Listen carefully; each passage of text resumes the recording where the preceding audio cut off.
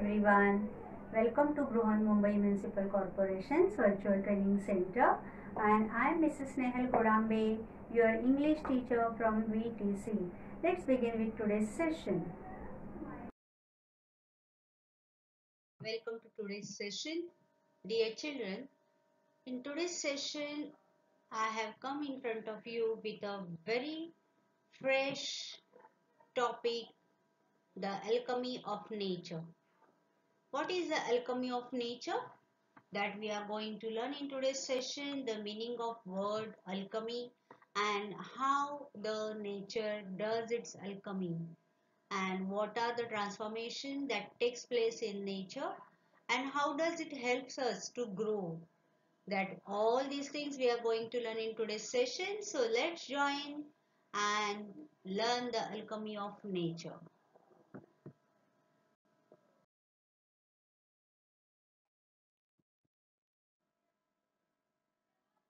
So she is the writer of the lesson, The Alchemy of the Nature, Raksha Bhardiya. We will learn about her. She is a homemaker turned writer. She is now the founder of a relationship website, Bonobology. She is born in Marwari family in Kolkata and she studied political science at the Loreto College. So this was the short introduction of the writer of today's lesson, The Alchemy of Nature.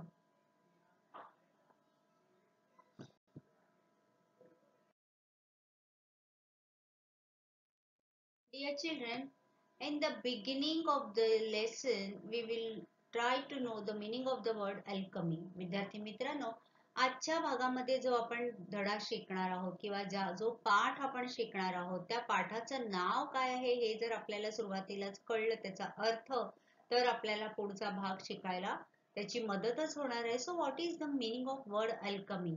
So alchemy is defined as the process of taking something ordinary and turning it into something extraordinary. You can see in the picture that is taking something ordinary and turning it into something extraordinary. That is the meaning of term alchemy. Sometimes in a way that cannot be explained. An example of using alchemy is a person who takes a pile of scrap metal and turns it into a beautiful art. अल्कमीचा अर्थ आपण अगदी मराठीत बघायचं झालं तर किमया किंवा चमत्कार. आता या अल्कमी ऑफ नेचरचा अर्थ असा आहे की निसर्गाचा चमत्कार किंवा निसर्गाची किमया. निसर्ग किती महान आहे किंवा निसर्गामध्ये किती ताकद आहे याचा अनुभव आपल्याला वारंवार येत असतो. आपण आता जरी विज्ञान युगात जगत असलो तरी निसर्गापुढे आपण किती थिटे आहोत याचा अनुभव आपण सध्या घेतोच आहोत आणि जीवनाच्या प्रत्येक टप्प्यावर आपण घेत असतो. त्यामुळे मानवाला निसर्ग खूप मोठा आहे हे मान्य करावंच लागतं. निसर्गापुढे आपण नतमस्तक होतो आणि अशा बऱ्याच गोष्टी असतात आपल्या रोजच्या जीवनामध्ये आजूबाजूच्या जीवनामध्ये की ज्या आपण निसर्गाकडून शिकून त्याप्रमाणे जर आपण आपल्या वाटेवर चाललो किंवा त्याचं अनुकरण केलं तर आपलं जीवन हे नक्कीच खूप आनंदमयी होणार आहे. The lesson begins with the lines written by William Blake. To see a world in a grey of sand and a heaven in a white flower, hold infinity in the palm of your hand and eternity in an hour. किती सुंदर lines आहेत बघा William Blake यांच्या. त्याचं meaning काय आपण बघूया. Something as a tiny as a grain of sand, वाळूचा एखादा कण त्याच्या इतकं सूक्ष्म. Something as tiny as a grain of sand can spark off an idea or imagination of a huge significance to the world. One can witness and experience the beauty of heaven in something as small as wildflower and derive joy forever. Only one should have the eyes and time to see it. Infinity is endless space, but your small palm can hold the destiny of earth through your efforts. Eternity is endless time, but just an hour in your life can make a difference to the world forever. That means the great deeds can surpass the limits of time and space. They never die. चारच ओळी आहेत पण त्याचा अर्थ किती मोठा आहे बघा. एखाद्या सूक्ष्म वाळूचं कण आपल्याला अशा अत्यंत भव्य दिव्य अशा मोठ्या कल्पना देऊ शकतं किंवा त्याच्यातून काहीतरी आपल्याला भव्य दिव्य सुचू शकतं. तुम्ही जर निसर्गाचं किंवा स्वर्गीय सौंदर्य तुम्हाला अनुभवायचं असेल तर एखाद्या लहानशा उमललेल्या रानफुलामध्ये सुद्धा ते अनुभवू शकता. फक्त त्यासाठी तुमच्याकडे द्यायला वेळ पाहिजे आणि तुमच्याकडे ते अनुभवायची नजर असली पाहिजे. हे जे काही ही भव्य दिव्यता आहे, हा जो अवकाश आहे, हा आपल्या एवढूशा छोट्याशा ओंजळीत सामावण्याची क्षमता आपल्याकडे आहे.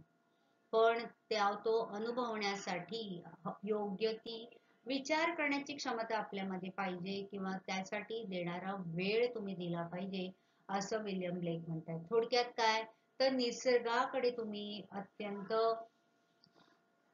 उदार दृष्टिकोनातून किंवा निसर्ग आपल्यासाठी किती करत असतो आणि त्या सहृदयतेमधून, त्या कृतज्ञतेकडून तुम्ही जर पाहिलं तर तुम्हाला निसर्ग किती महान आहे आणि त्याचे चमत्कार हे असे तुम्हाला पावलोपावली अनुभवायला मिळते. So you can see here, I'll show you some of the examples of alchemy of nature before beginning this lesson.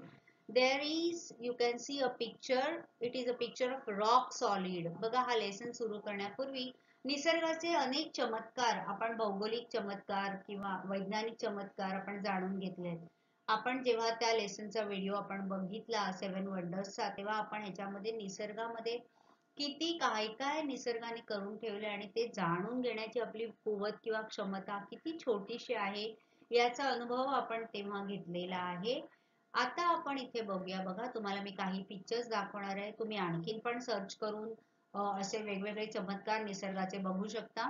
So there is a picture of rock solid. What is that? Ark Rock is one of the most photographed spots in Mackinac Island, Michigan. This limestone arc stands 146 feet high above the Lake Huron shoreline. बघा, नैसर्गिकरित्या तयार झालेली ही कमान आहे. 146 फुटावर अशी ही उंच असलेली ही कमान आहे आणि हा एक नैसर्गिक चमत्कार आहे. अनेक म्हणजे it has stood here for a long time. आपण जागतिक आश्चर्य जी बघतो 7 वंडर्स ऑफ वर्ल्ड, त्याच्यामध्ये हे आपण याचा अभ्यास केलाच आहे. त्याच्या व्यतिरिक्त असलेली ही काही नैसर्गिक किंवा निसर्गाचे चमत्कार मी तुम्हाला इथे दाखवते. Here you can see the mountain in Peru which has the colour of rainbow. आणि हा बघायला जगातले अनेक पर्यटक इकडे आलेले आपल्याला दिसतात. किती सुंदर बघा, हा एक निसर्गाचा चमत्कारच आहे की अशा प्रकारे हा माउंटन तयार झालेला आहे. आता ह्याच्या मागे भौगोलिक वैज्ञानिक कारण आहेत, पण हा निसर्गाचा चमत्कार, अशा अनेक निसर्गाचे चमत्कार आपण पाहिलेले आहेत, अनुभवले आहेत किंवा तुम्ही आणखीन सर्च करून माहिती मिळवू शकता. So this is the alchemy of nature. With our lesson, we instinctively turn to outdoor activities and nature as a way of relaxing and enhancing our well-being.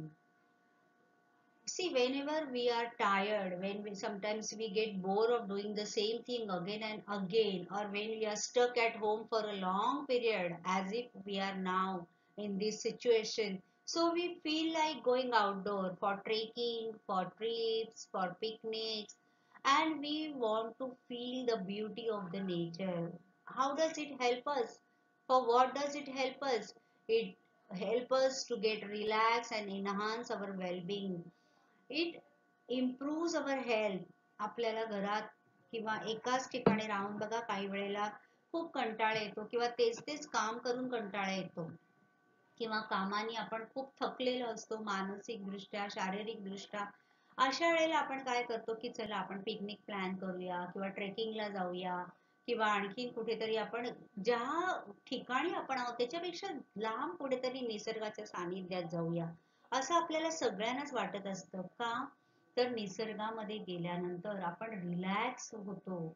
आपलं मन, आपलं शरीर जे थकवलेलं असतं ते ताजंतवानं होतं आणि आपल्याला जर काही शारीरिक व्याधी जडल्या असतील तर त्या सुद्धा आपल्याला ओव्हरकम करायला, विसरायला मदत होते. बघा, आपल्या भारतीय संस्कृतीला एक नॅचरोपॅथी, नैसर्गिक उपचाराची एक परंपरा आहे. आपल्याकडे जगातून अनेक वेगवेगळ्या देशातले लोक येतात आणि ह्या नॅचरोपॅथीसाठी वेगवेगळ्या सेंटर्समध्ये ते तिकडे राहतात आणि स्वतःच्या ज्या काही व्याधी असतात त्याच्यावर ते उपचार करून घेतात निसर्गाच्या सानिध्यात राहून. मग त्याच्यावर मातीचा किंवा वेगवेगळ्या औषधीचा लेप केला जातो, त्यांना काढे दिले जातात, त्यांना डोक्याला तेलाने मॉलिश केलं जातं. हे जे सगळ्या नैसर्गिक गोष्टी आहेत त्या वापरून त्यांच्यावर उपचार केले जातात, त्याला नॅचरोपॅथी असं म्हणतात. तर निसर्गाच्या सानिध्यात गेल्यामुळे आपलं शरीरच नाही तर आपल्या मनावर सुद्धा आपोआप उपचार केले जातात. The well-being means the state of being comfortable, healthy or happy. So we instinctively turn to outdoor. Instinctively from inside you feel like going out. Outdoor activities and nature as a way of relaxing and enhancing our well-being. So here comes the beautiful nature. Nature soothes and nurtures. Nature fulfills and motivates. Nature whispers and commands. What does nature do for us? आपल्यासाठी निसर्ग काय काय करतो बघा. Nature soothes and nurtures. It soothes, it heals you. जसं आता आपण मगाशी म्हटलं की शारीरिक, मानसिक जो काही आपल्याला त्रास झालेला असतो तर त्याच्यातून आपल्याला बाहेर काढतो. It soothes us.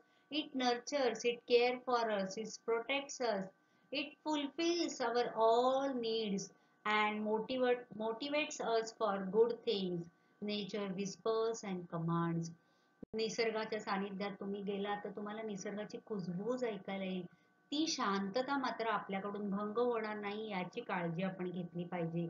निसर्गाच्या सानिध्यात गेल्यानंतर पाण्याचा खळखळ आवाज, पक्ष्यांची कुजबूज, किलबिल, झाडांची सळसळ हे सगळं तुम्ही ऐका. हे सगळे विस्परिंग साऊंड्स तुम्ही फील करा आणि या सगळ्यातून निसर्ग नेचर आपल्याला काय आज्ञा देत असतो हे तुम्ही जाणून घ्या. So nature soothes and nurtures, it fulfills and motivates, it whispers and commands. Soothe means reduces our pain or discomfort. And nurture means it help or encourage the development for our mental, psychological and physical development. Whenever we feel like getting bored or sick at home, right from small children to grown-up people, each and everyone, they wish to go in nature out of their homes and houses, and they feel like to have to breathe in a fresh air, to look at the clear sky, to feel the beauty of the nature.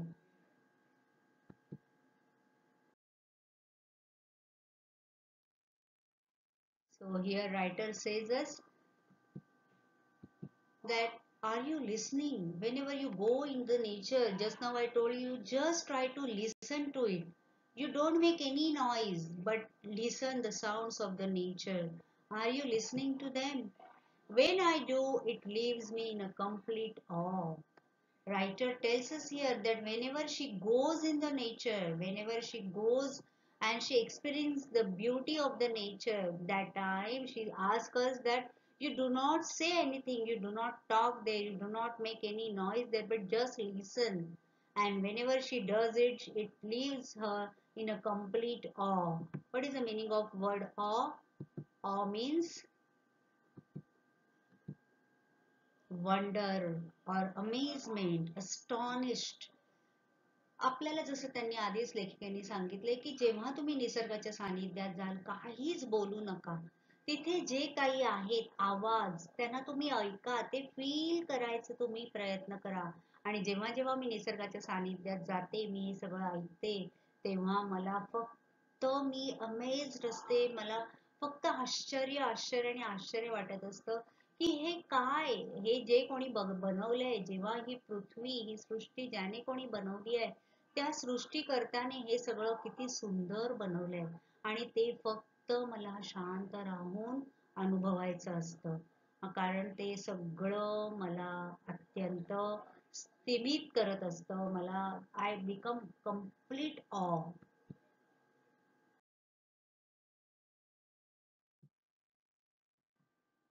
We have a hibiscus plant. Now she is sharing her experience with us. We have a hibiscus plant in our garden. Every fortnight, a flower blooms on it, big, bright, and tender. So she has a hibiscus plant. You can see here, you can call it shoe flower or jaswandi. And every fortnight, a flower blooms on it, a very big, bright, and tender flower. तिच्या garden मध्ये एक shoe flower किंवा hibiscus plant आहे, जास्वंदीचं झाड आहे. Every फोर्टनाईट दर 15 दिवसांनी तिथे एक छानसं असं फूल येतं त्या झाडावर. It's a big bright and tender. कसं वर्णन केलंय बघा. It blooms it on a big bright and tender flower. Then what happens with that flower?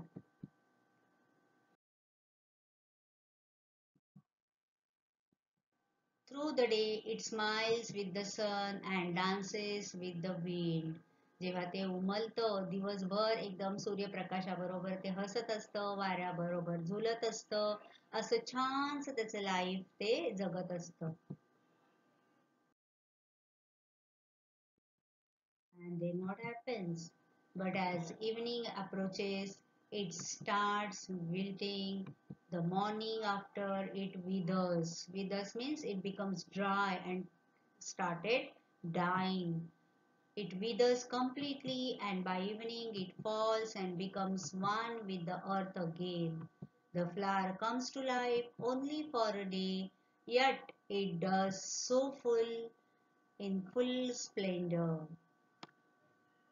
See, you can see here, she she shares her experience of that hibiscus flowers with us. She says every fortnightly a very big, fresh, splendor flower blooms on that plant. Only for one day, it dances with the wind and it plays with the sunlight. But as the evening approaches, when the sun starts setting off, it starts wilting. It starts getting dry. The morning after, the next morning, it withers. It becomes dry and died. And by evening, it falls and becomes one with the earth again. एक दिवसाचं त्याचं आयुष्य. पहिल्या दिवशी उमलतं, फुलतं, वाऱ्याबरोबर खेळतं, डोलतं. दुसऱ्या दिवशी सकाळी आता त्याच्यातलं पाणी सुकायला लागलेलं असतं. हळूहळू ते फूल आता पोमे जायला लागतं. इट कम्प्लिटली विदर्स आणि संध्याकाळपर्यंत ते पुन्हा एकदा मातीत जातं. ज्या मातीचा ते भाग होऊन आलेलं असतं त्या मातीमध्ये पुन्हा ते मिसळतं. त्याचं एका दिवसाचं आयुष्य असतं. The flower comes to life only for a day, yet it does so in full splendor. एका दिवसाचं आयुष्य सुद्धा किती सुंदर प्रकारे जगून ते गेलेलं असतं.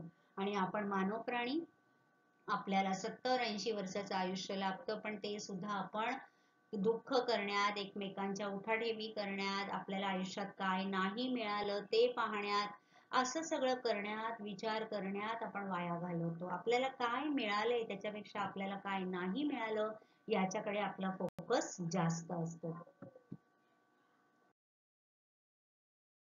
Here, writer gives us one more example. We went to a rocky beach and saw the spread of the majestic ocean and the rocks alongside, carved, sculpted, and shaped by the water. See here in this lesson, writer has given us ample of examples to compare our life with the nature. How nature, it fulfills, it soothes, it gives us all the enjoyment. Still we people, still we human beings are not happy with our life. But here writer tells us, she asks us, you look at the nature, you enjoy it and you learn something from the nature. इकडे आपल्याला लेखिका असं सांगते की बघा, we went to a rocky beach, खडकाळ समुद्र तुम्हाला इथे दिसतोय, and saw the spread of the majestic ocean. You can see the ocean here. किती सुंदर शब्द वापरले बघा, मॅजेस्टिक ओशियन, जादूगार असा तो समुद्र, महासागर असा विशाल पसरलेला आपल्याला दिसतोय आणि त्याच्या किनाऱ्याला असे खडक आपल्याला दिसतात. पण ते खडक कसे आहेत? They are carved, sculpted and shaped by the water. जणू काही त्या खडकांचं त्या पाण्याने शिल्प बनवलंय. असं सुंदर सुंदर आकार त्या खडकांना प्राप्त झालेत. कोणामुळे झालेत? पाण्यामुळे झालेत. आता इथेच लेखिका थांबत नाहीये, पुढे जाऊन ती काय सांगते बघा आपल्याला.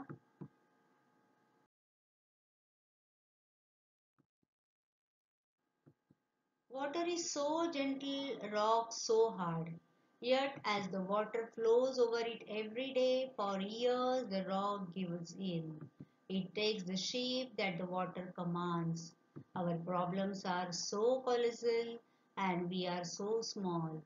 Yet if we persist, colossal means extremely large. Here what writer is telling us, water is so gentle, it is so soft, and on the other hand rocks, they are so hard.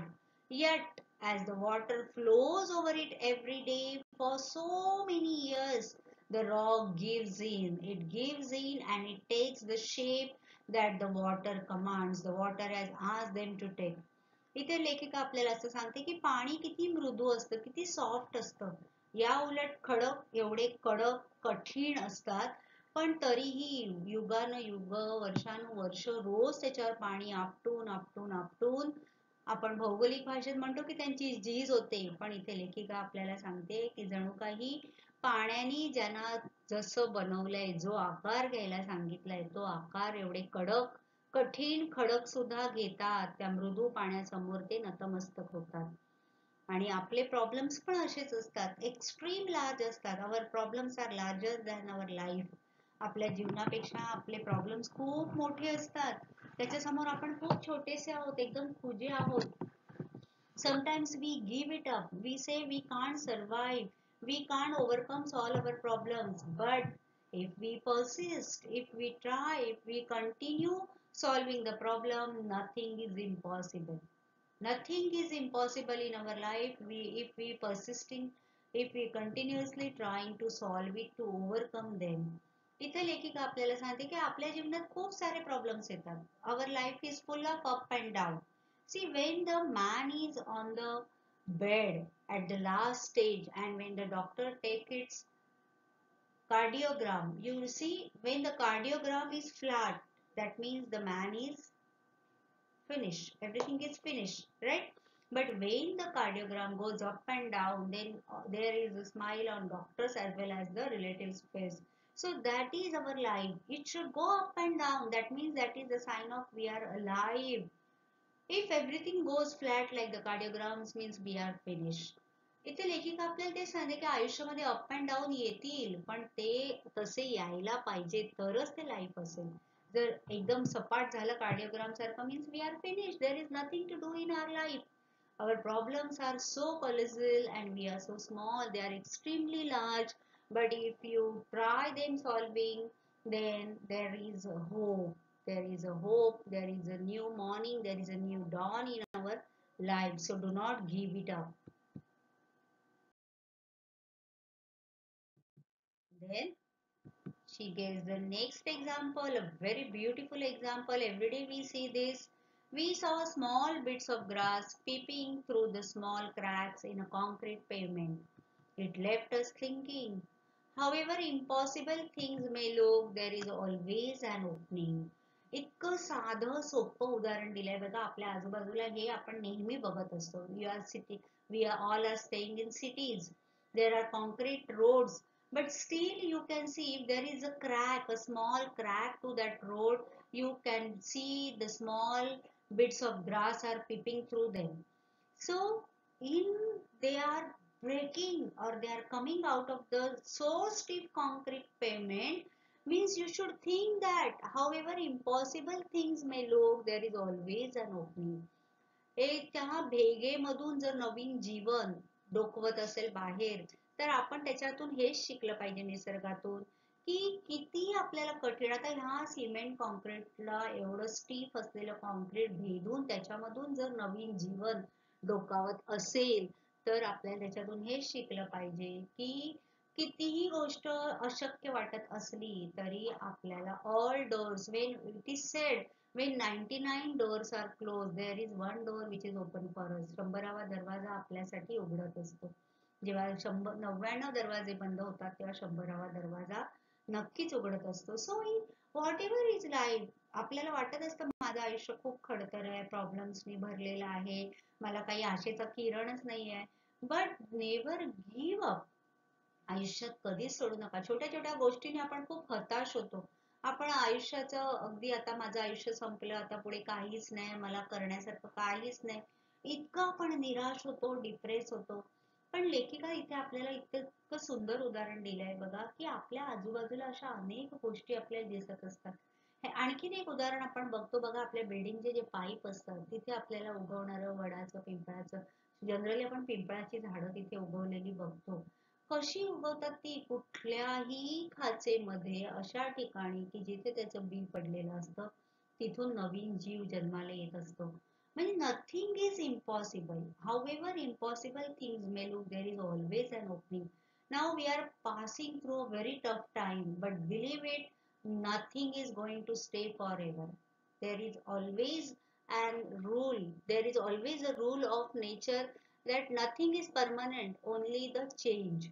निसर्गामध्ये काहीच हे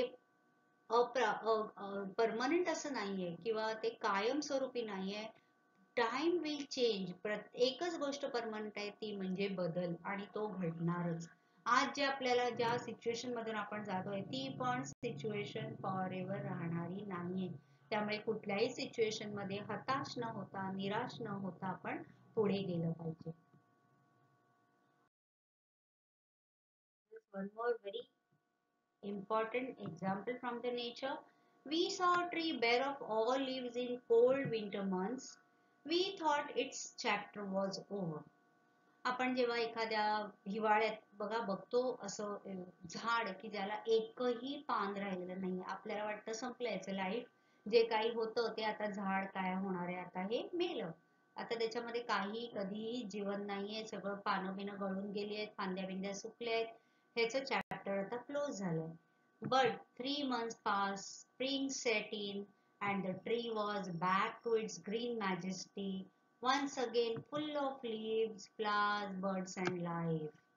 पण तो हिवाळ्याचा ऋतू संपला की 3 महिन्यांनी आपण बघतो पुन्हा जेव्हा वसंत ऋतू येतो, when the spring set in and the tree was back to its green majesty, once again full of leaves, flowers, birds and life.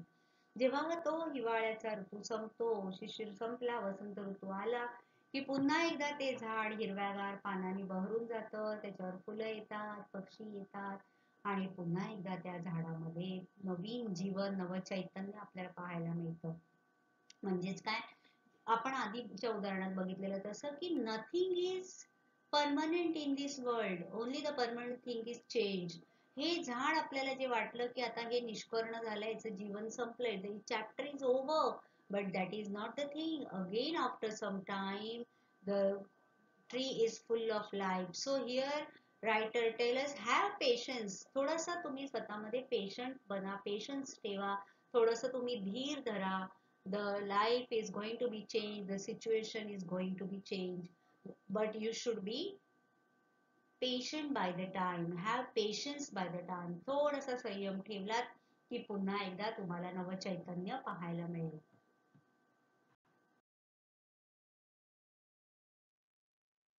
Then the next example, what if we too had the conviction that however difficult things are right now, it will not remain so forever. Remember, this too shall pass. Only you should be convicted with that, that however difficult things are right now, it will not remain so forever. कितीही आता कठीण काळ आलेला असला तरी तो कायमस्वरूपी राहणार नाहीये, हे एवढं तुम्ही लक्षात ठेवायचं. दिस टू शॅल पास, हे वाक्य तुम्ही कुठेतरी लिहून ठेवा किंवा कायमस्वरूपी तुमच्या डोक्यात ठेवा. दिस टू शॅल पास, हेही दिवस जातील. जसे चांगले दिवस राहिले नाहीत तसे वाईटही राहणार नाहीत. पुन्हा एकदा सुवर्ण काळ आपल्या सगळ्यांच्या आयुष्यामध्ये येणार आहे. What if we too had the conviction that however difficult things are right now, it will not remain so forever. Remember, these too shall pass. हेही दिवस जाणार आहे.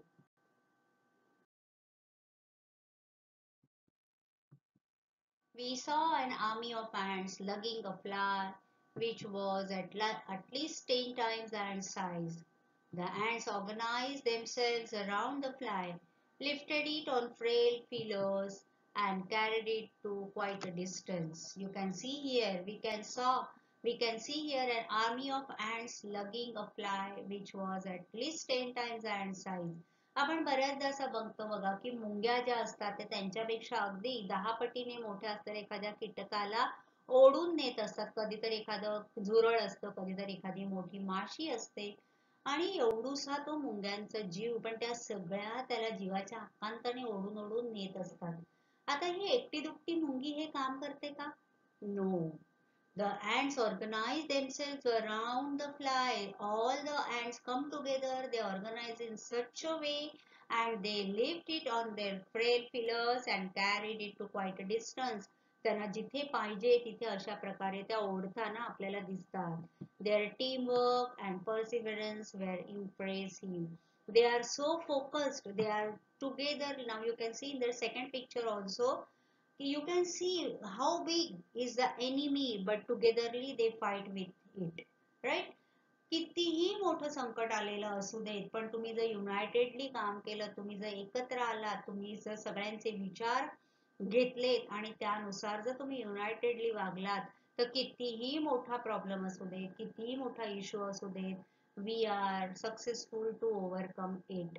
हे छोट्याशा मुंगीकडून, निसर्गातल्या एवढूशा छोट्याशा जीवाकडून आपण हे शिकलं पाहिजे की कितीही मोठं काम असू देत किंवा कितीही मोठा प्रॉब्लेम असू देत, if unitedly we do that, unitedly we will. आपण जर एकत्रित येऊन ते जर काम केलं तर त्या मोठ्या प्रॉब्लेम्सवर, त्या मोठ्या सोल्युशनवर आपण सोल्युशन फाइंड आउट करू शकतो मोठ्या प्रॉब्लेमचं, आणि त्याच्यावर आपण मात करू शकतो.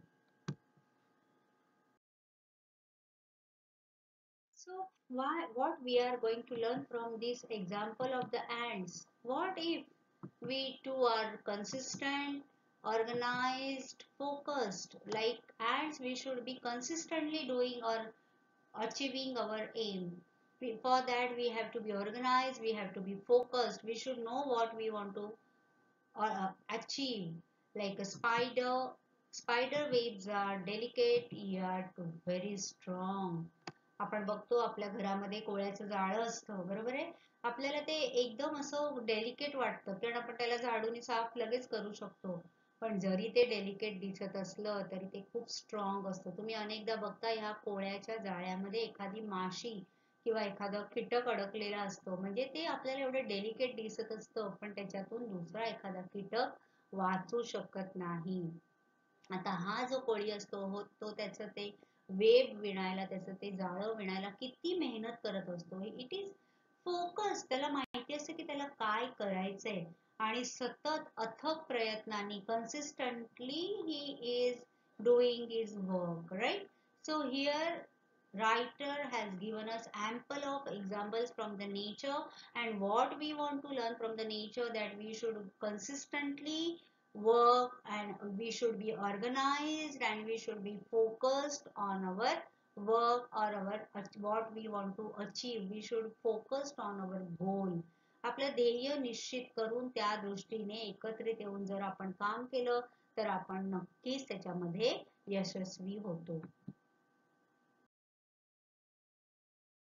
Rainbow colors the entire sky. Now here writer has given us some more examples from the nature.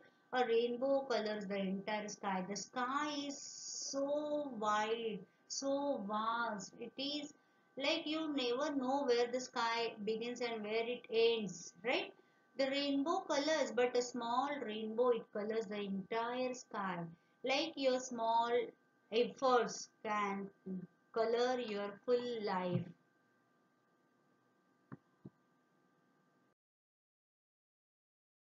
Oysters take oysters take in a grain of sand, they open up with a pearl.